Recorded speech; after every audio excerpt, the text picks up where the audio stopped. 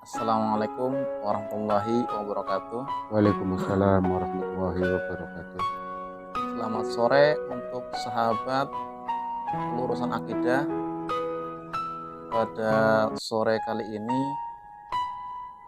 saya akan berbincang tentang perihal ada atau tidaknya tumbal pesugihan atau orang-orang yang meninggal karena ditumbalkan. Sebenarnya benar apa enggak sih?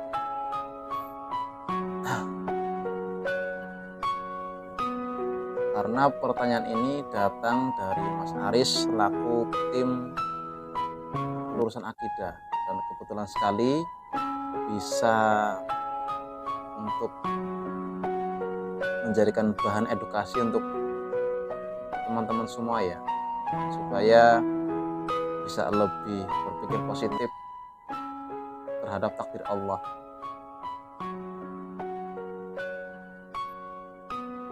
Insya Allah semoga bisa meluruskan hati atau pikiran teman-teman yang masih penasaran ya.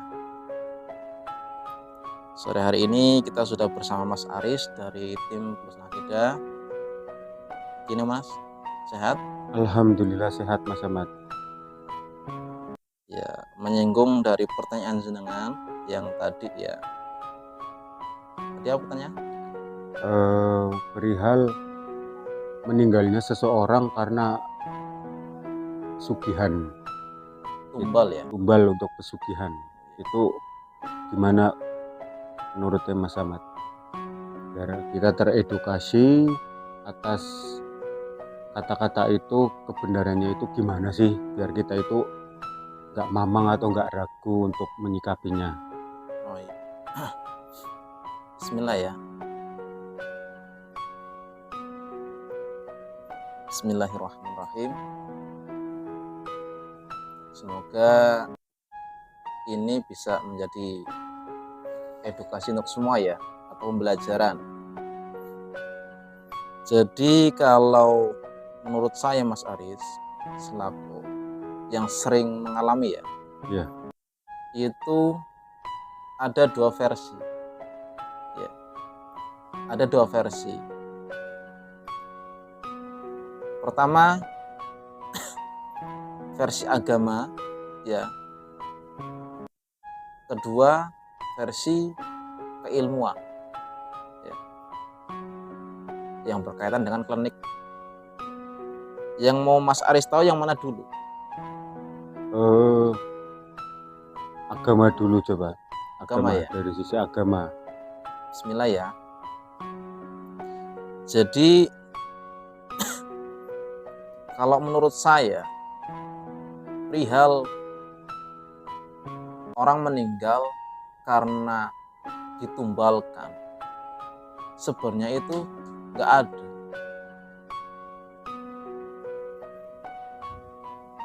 Nggak ada. Kenapa? Padahal berita yang tersebar di halayak atau di media atau dimanapun itu mencuat ya Mas Aris ya. Iya. Mencuat itu. Karena kalau kita berlandaskan pada agama, kematian seseorang itu adalah takdir Allah. Kalau sampai ada manusia yang meninggal karena tumbal atau ditumbalkan dan meninggal karena setan atau jin, saya ketawa. Kenapa? Karena bisa jadi tugas malaikat pencabut nyawa Israel itu libur. Padahal kan dalam agama satu-satunya yang diberikan hak atau kuasa oleh Allah mencabut nyawa itu adalah malaikat Israel. Iya. Memang kita sebagai umat Islam, kita harus tahu bagaimana cara menyikapi tentang keanehan atau hal-hal yang sering terjadi di sekeliling lingkungan kita. Karena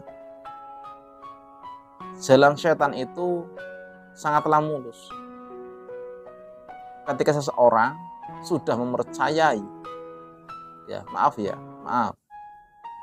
ketika seseorang sudah mempercayai adanya orang meninggal karena ditumbalkan atau orang meninggal karena setan atau jin, berarti sudah keluar dari rukun iman. Kalau dari sisi agama sendiri itu cenderung untuk menyimpang perbuatan dosa, tapi kadang kalau kita itu menyikapinya atau mendengarkannya itu, kalau kita minta sesuatu itu biasanya itu ada imbalan. Makanya kalau ada orang cerita, oh itu minta imbalan, oh korban ini. Jadi karena kita awam atau nggak mengetahui hal itu, kita nggak punya dasar untuk sebagai patokan istilahnya kebenarannya itu gimana. Gitu ya. Iya. Jadi untuk orang-orang yang terkait atau oknum yang sering atau pernah melakukan pesugihan, itu tidak semuanya bisa lulus. Gak semua. Karena saya pribadi pernah melepaskan salah satu korban dari fitnah tersebut. Itu sudah real loh mas. Sudah real. Saya cabut, alhamdulillah. Saya luruskan. Itu. Jadi kembali ke dasar Islam, ya. Kita sebagai umat Islam, ya, mempunyai patokan. Allah itu memberi takdir. Dan para usuruh Allah itu pelaksana takdir. Jadi ketika ada orang yang sudah beranggapan seperti itu, maaf, buru-buru untuk bersyahadat ulang. Kita itu tidak perlu pusing atau takut menghadapi semua itu. Yang perlu kita tahu, ketika ada seseorang yang meninggal dalam keadaan terkena fitnah, insya Allah husnul khotimah. Insya Allah. Karena Allah tidak akan menyakiti hamba atau umat yang tersakiti. Itu. Makanya memang sering terjadi simpang siur, orang meninggal, dicekek, orang meninggal. Itu sudah takdir Allah. Kembali, itu terserah Allah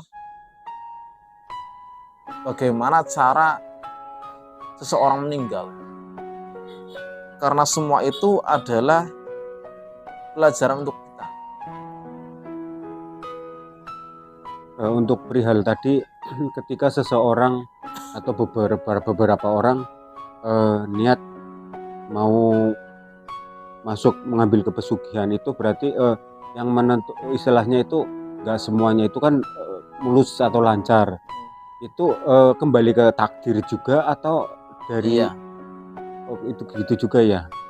Kalau orang tersebut tidak ada takdir untuk menyimpang, itu nggak akan ada keberhasilan. Jadi untuk misalkan ada orang meninggal karena misalkan ada suatu rumah, satu keluarga, kita bertamu atau kita kerja di situ, meninggal, itu berarti kita nggak usah takut atau nggak punya kepikiran wah ini ditumbalkan atau apa gitu maksudnya Mas Ahmad? Nggak perlu. Karena Allah itu sudah menakdirkan kehidupan kita seperti apa, dan kematian kita seperti apa. Jadi kita nggak perlu takut ya. Untuk teman-teman ya, maaf, yang masih beranggapan harus buru-buru bersyahadat, maaf ya. Jelas karena kalau kita sudah mempercayai fitnah tersebut, itu fitnah ya. Karena apa? Satu-satunya makhluk Allah yang diberikan wewenang atau kewajiban mencabut nyawa itu cuma satu, malaikat Israel, malaikat pencabut nyawa.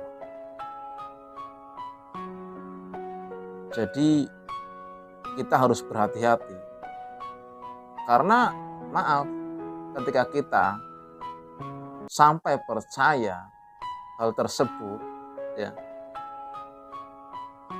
yang kita takutkan itu kematian kita dianggap Islam atau tidak.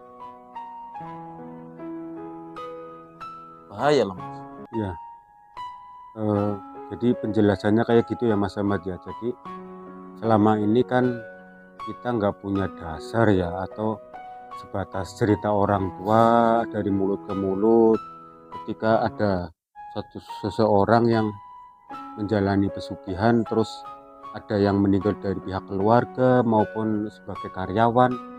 Karena kita itu tadi ya nggak punya dasar, atau kiai pun saya kayaknya belum pernah dengar dia menyampaikan bahwa ketika ada seseorang atau keluarga yang menjalani pesugihan itu minta korban atau tumbal itu. Jadi ya kita ibaratnya masih tanda tanya selama ini ya. Jadi ya dari penjabaran Mas Ahmad setidaknya bisa mengedukasi kita dasar, dan kita itu harus percaya ya bahwa memang takdir Allah atas meninggalnya seseorang. Jangan kita ngomong atau bicara sesuatu yang bukan hak kita atau memang itu takdir Allah gitu ya Mas. Iya. Jadi itu tadi ya. Makanya saya pribadi ketika berhadapan dengan hal demikian, saya merasa takut. Takutnya kenapa? Seseorang melakukan ibadah ingin diakui keislamannya, tapi dengan nyata seseorang tersebut memfitnah orang yang meninggal. Terus gini Mas Ahmad, gimana kita menyikapinya misalkan dari suatu keluarga itu, baik kita tahu dari keluarga itu sendiri yang bercerita dia ngikutin pesugihan, kita itu sebagai ibaratnya makhluk sosial yang harus berinteraksi dengan lingkungan, kita menyikapinya itu gimana? Apa kita normal dengan warga kayak warga yang lain, perihal kalau dia memang menyimpang itu hak dia atau urusannya dia, atau gimana untuk kita menyikapinya? Ya.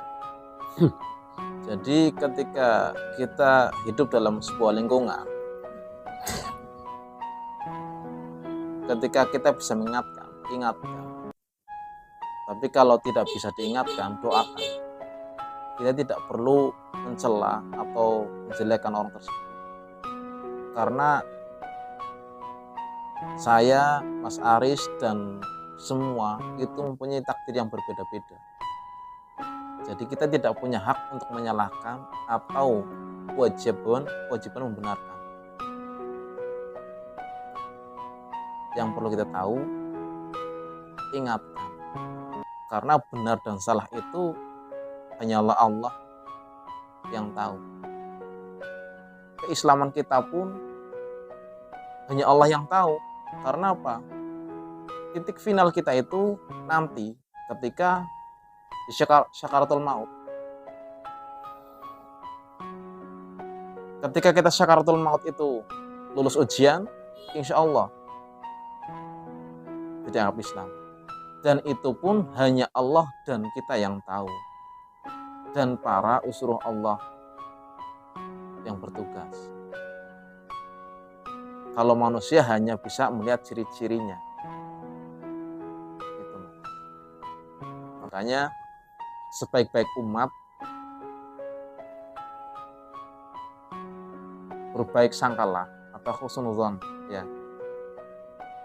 Kita tidak boleh menjadi umat yang selalu diselewengkan oleh godaan setan.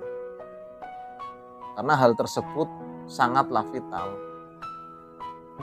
Seseorang ingin dianggap Islam tapi tidak mengimani satu-satunya makhluk, yaitu malaikat Israel, sang pencabut nyawa.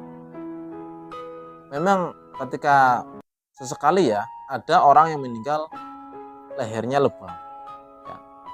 Terus kayak terbakar. Itu tadi sebagai edukasi, saya, Mas Aris dan yang lain yang tahu pribadi itu saya sendiri dan Mas Aris sendiri, ya enggak? Iya. Ya kan, gitu loh.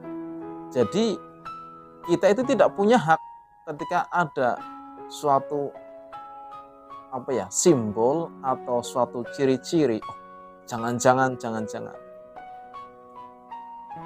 Yang kita wajibkan mendoakan semoga husnul khotimah, bukan malah memberikan fitnah.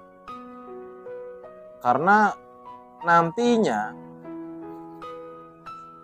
ketika fitnah tersebut meluas, ada seseorang yang akan dirugikan. Kayaknya seseorang ketika memuja, itu pun takdir Allah. Jadi kita pun tidak punya hak. Gitu loh. Ya untuk selama ini, yaitu tadi kembali ke cerita ya dari orang tua maupun lingkungan perihal satu keluarga yang menjalani pesugihan, terutama mungkin di masyarakat daerah ya, di pedesaan, yang terasa banget itu misalkan mempunyai tanaman atau pepohonan ya, atau pebuahan ya, itu ya kadang yang kita itu tadi, kalau kita belum punya dasar iman yang kuat, selebihnya untuk meninggalnya seseorang karena takdir, itu kok kadang delalah pas aja atau gimana. Misalkan dia punya mangga, kita metik, setelah itu meninggal, terus selang berapa hari atau berapa minggu meninggal juga, itu faktor kebetulan aja atau gimana? Jadi memang sudah takdir. Oh gitu ya. Jadi takdir seseorang ketika meninggal itu sudah ada jam, menit, dan waktu yang tertentu. Belum.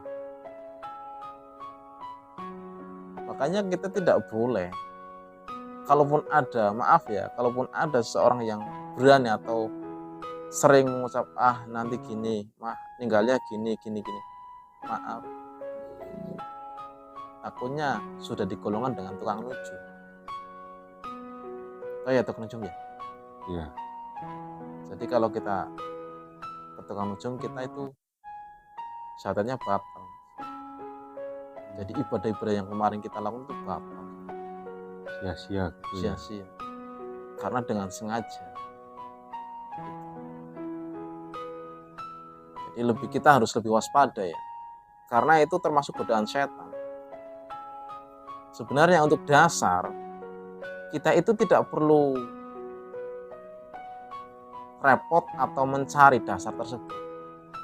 Karena dasar tersebut ada pada kesadaran kita masing-masing.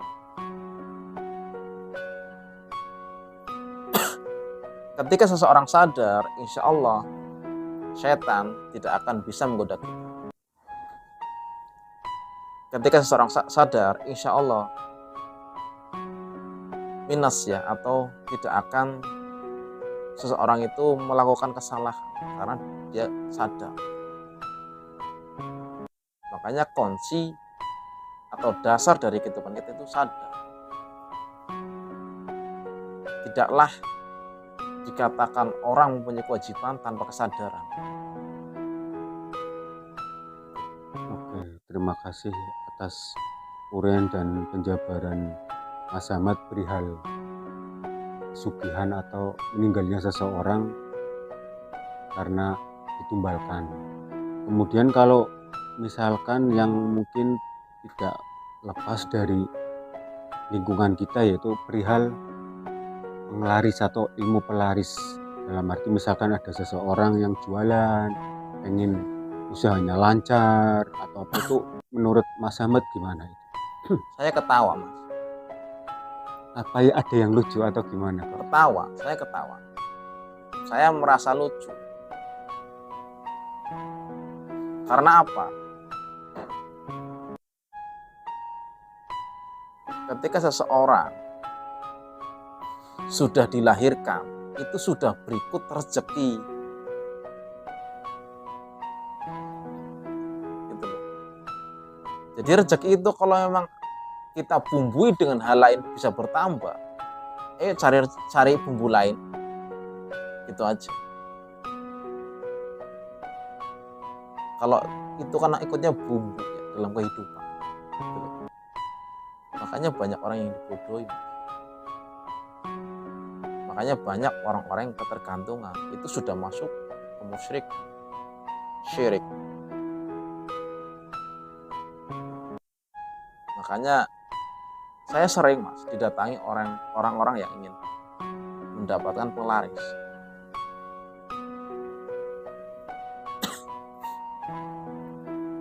Saya cuma ketawa. Ya. Karena apa? Kalaupun saya bisa menggeser atau merubah rezeki, saya itu takut. Karena ketika saya bisa menggeser rezeki, saya takut dikatakan saingan Allah. Oh gitu ya. Terus dari sisi agama itu jelas itu suatu kesalahan atau dosa ya. Ya. Tapi kalau kita bicara takdir rezekinya seseorang, baik dia normal melakukan aktivitas sebagai hamba Allah yang takwa, kemudian ada orang yang coba-coba atau menjalani pelaris, itu secara agama itu apa namanya, dia menambah dengan pesugihan, dengan tidak, itu ya rezekinya sama atau gimana itu, Mas? Iya. Jadi setiap sesuatu yang kita jalani itu sudah ada takdir masing-masing. Kayak contoh Mas Aris ya, makan gula. Karena fitnah gula itu manis, jadi merasa manis. Padahal sifat manis itu bukan cuma ada di gula. Yang lain ada mangga, ya kan? Mangga pun bermacam-macam rasa. Iya. Ya. Terus ada yang lain lagi, ya. Kayak contoh apel, ya.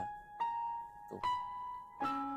Ibarat rasa manis itu bisa didapatkan di jenis yang lain ya, baik buah maupun yang lain gitu ya. Allah itu maha adil, Mas. Ketika seseorang menginjak jalan lain atau menuju ke jalan yang lain, Allah berikan. Karena Allah itu sudah menggariskan masing-masing. Jadi kalau kamu lihat garis ini, ketemunya ini. Lewat garis ini, ketemunya ini. Jadi A, B, C sampai Z. Gitu. Jadi untuk perihal penglaris itu ya mungkin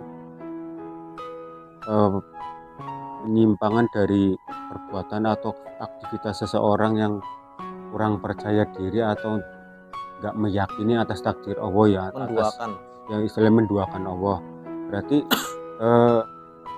itu sama aja kayak tadi ya, istilahnya yang sama kayak yang topik awal itu pesugihan gitu ya. Dia kurang pede atas kemampuan dan rezeki Allah. Nah ini perihal pesugihan pun sama ya, istilahnya itu perilaku menyimpang yang harus kita hindarin. Iya. harus kita buang jauh-jauh gitu ya. Kita harus yakin bahwa rezeki itu udah ditetapkan Allah. Kayak kita pelaris pun memang rezekinya segitu ya segitu, kita nggak ngambil pelaris pun rezekinya segitu. Jadi mungkin kayak di masyarakat mungkin ikut-ikutan ya ibaratnya, wah kayaknya kok enak gitu. Jadi mungkin yang ilmu istilahnya kebiasaan di masyarakat yang biru tapi salah gitu ya. Karena saya sering bertemu dengan teman-teman sesama pedagang yang itu dia pakai penglaris tapi sama, kasihan kalau mereka memang tidak ada takdir untuk mendapatkan rezeki dari jalan itu tidak akan pernah, sama aja bohong. Kalau memang ada ya seseorang yang bisa memberikan penglaris, saya tes. Saya mau yang satu kali jualan dapat gede. Apa kita penglaris pendapatnya ecek ya. Kalau emang ada kita pun. Terus kembali ke tadi sedikit flashback ke pertanyaan awal ya. Jadi tapi tetap ada kesinambungan ya antara ini penglaris ya. Kalau misalkan pesugihan kan katanya ada tempat-tempat tertentu lah, tempat-tempat tertentu kita istilahnya yang mereka mau menjalin pesugihan ke situ. Begitu juga kalau yang ini yang untuk pelaris itu ya sama ke untuk tempat-tempat gitu, atau ke orang pintar, atau ke siapa istilahnya yang pelaris ini. Kalau penglaris lebih ke oknum atau orang-orang yang dianggap mampu.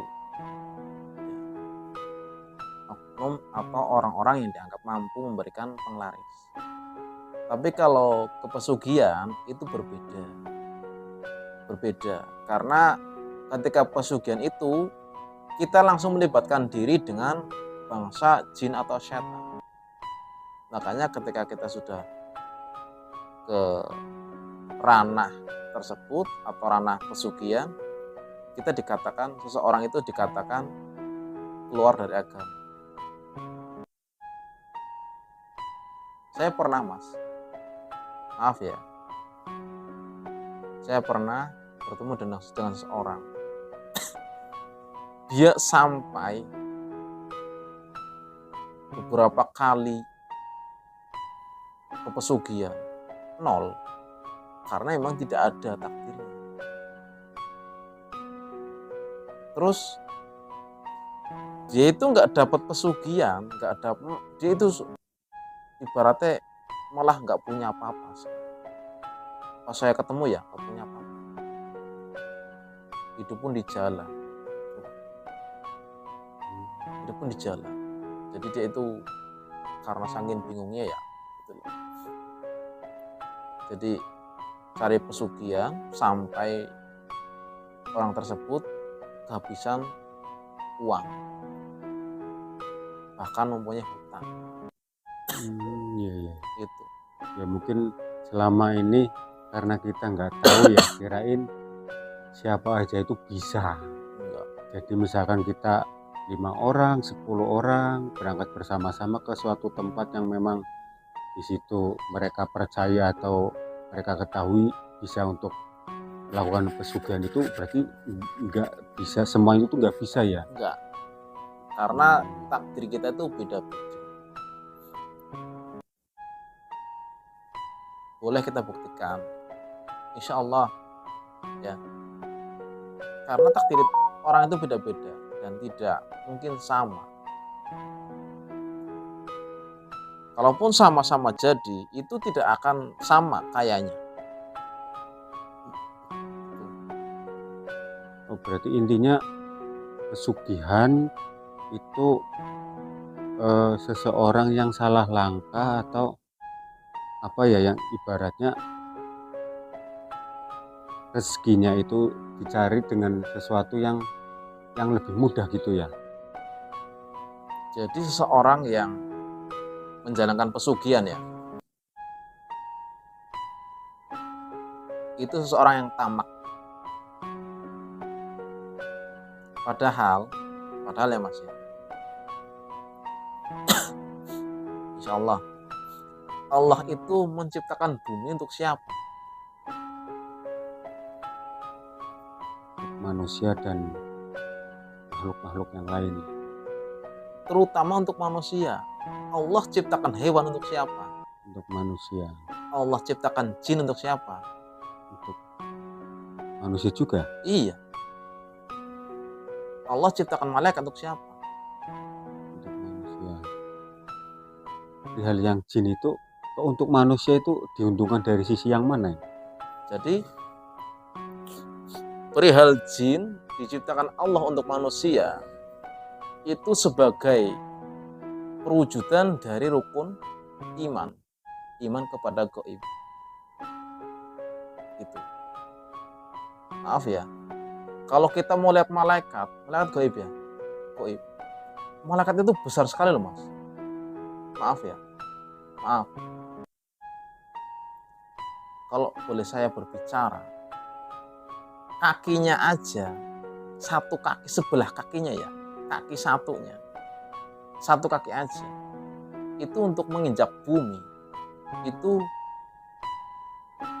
hampir separuh. Jadi untuk apa ya, kapasitas penglihatan manusia itu nggak bisa.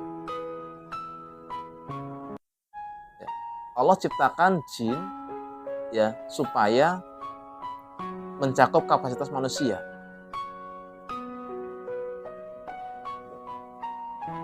Yang terlihat itu jin, bukanlah setan. Ya. Jin pun dibagi menjadi beberapa golongan. Siluman, ya, jin, siluman, lembut, ya, terus bangsa kayangan juga ada. Gitu. Jadi nggak semuanya ketika kita lihat separuh badannya hewan, oh itu jin, karena itu adalah bangsa siluman. Itu sudah menjadi ibarat kayak orang itu seperti ras ya, ya orang Jakarta, suku Jawa, ya Jawa Barat, suku Jawa Tengah, suku Jawa Timur. Terus memang kita perlu belajar. Ya. Jadi keutamaan jin diciptakan untuk manusia itu sebagai perwujudan iman kepada gaib sesuai dengan kapasitas penglihatan manusia tersebut, indera. Ya. Jelas kalau kita merasakan malaikat itu halus Mas. Kapasitas kita itu jauh, terkecuali orang-orang tertentu yang Allah kehendaki, terkecuali ya. Tuh. Makanya saya sendiri kadang-kadang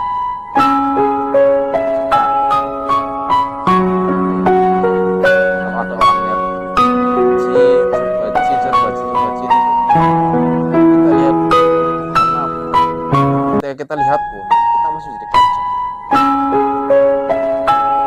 Ciri-ciri sendiri, ciri khusus. Kalau setan itu hanya membisikkan ya, membisikkan. Kalau jin itu bisa membuat rasa sakit pada tubuh manusia. Ketika menempel, membuat rasa marah ketika dia masuk, panas. Jadi enggak ada masing-masing. Makanya kita harus lebih mendekatkan diri ke Allah. Karena apa? Ketika kita bisa mendekatkan diri lebih dekat ke Allah, insya Allah dari makhluk-makhluk tersebut, insya Allah tidak akan sanggup menggoda kita sebagai umat Islam, ya wajib mengimani hal tersebut, ya. Terutama tentang adanya orang meninggal. Ya. Janganlah kita sangkut pautkan dengan hal tersebut, jangan, karena seseorang itu ketika meninggal kita nggak tahu beliau itu di sana enak atau enggak, gitu mas. Kasihan, Iya. kasihan, terutama untuk para keluarga yang ditinggal, hanya akan menjadi sebuah fitnah dan ketakutan yang luar biasa. Apalagi ketika sampai ada tembus seseorang yang oh si A gini gini gini, jadi apa ya, fitnah tersebut tuh akan menjadi sebuah keramaian, keributan gitu loh. Ya kembali ke tadi ya, jadi suatu kejadian di masyarakat karena kita belum tahu dasar hukum, misalnya dasar yang bisa buat pegangan kita ya. Kalau satu sisi agama mungkin ya jelas itu suatu dosa ya, soalnya tidak boleh. Cuma ya kembali ke tadi di masyarakat orang mudah untuk mencobanya ya. Jadi ya setidaknya terima kasih atas penjabarannya Mas Ahmad. Mudah-mudahan bisa buat pegangan kita untuk lebih baik sebagai hamba Allah yang beriman dan bertakwa gitu ya Mas Ahmad. Amin. Jadi untuk teman-teman ya, semoga sedikit obrolan tadi bisa menjadi edukasi ya, pembelajaran untuk kita supaya lebih berhati-hati dalam beranggapan, karena itu sudah berkaitan dengan gentingnya keislaman kita. Ketika kita tidak bisa berpikir baik atau berpikir jernih, lebih baik kita diam dan tidak asal-asalan berbicara.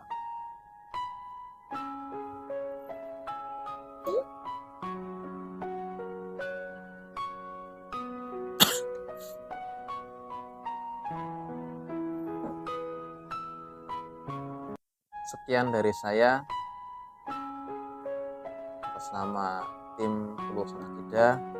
Semoga bisa memberikan sedikit wawasan atau edukasi supaya lebih bisa berpikir positif di setiap keadaan atau kejadian. Sampai jumpa lagi di season berikutnya. Lulusan Akidah. Wassalamualaikum warahmatullahi wabarakatuh. Waalaikumsalam warahmatullahi wabarakatuh.